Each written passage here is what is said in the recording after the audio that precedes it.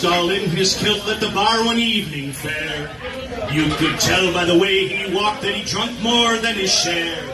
He wandered off until he could no longer keep his feet, and then he stumbled off into the grass to sleep beside the street.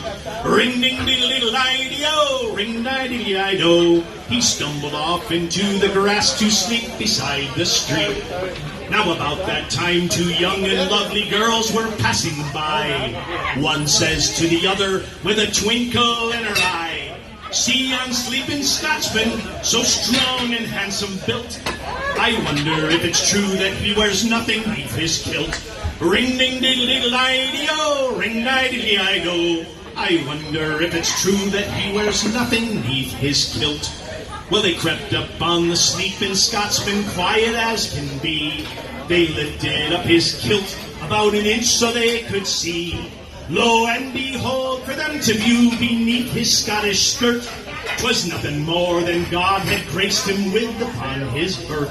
Ring-ding-diddle-diddle-i-dee-o, ring-di-diddle-i-do. 'Twas nothing more than God had graced him with upon his birth.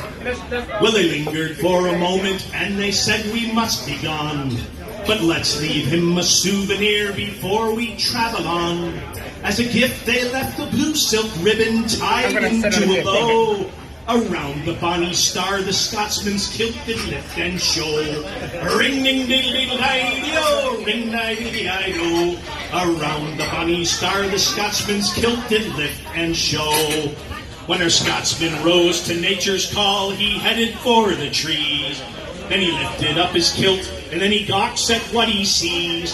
And in a drunken voice he says to what's before his eyes, "Oh, lad, I don't know where you've been, but I see you won first prize. Ring-ding-diddle-diddle-i-dee-o, ring-di-diddle-i-do. Oh, lad, I don't know where you've been, but I see you won first prize."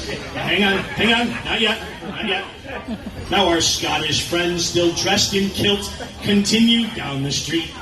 He hadn't gone too very far when a girl he chanced to meet. She said, "I've heard what's under there. Please tell me if it's so." He said, "Just slip your hand up, miss, if you'd really like to know." Well, she slipped her hand right up his kilt, and much to her surprise, the Scotsman smiled, and a very strange look came into her eyes. She said, "Why, sir, that's gruesome." And then she heard him roar, "If you put your hand up once again, you'll find it's gruesome more. Ring-ding-diddle-diddle-i-dee-o, ring-di-diddle-i-do. If you put your hand up once again, you'll find it's gruesome more."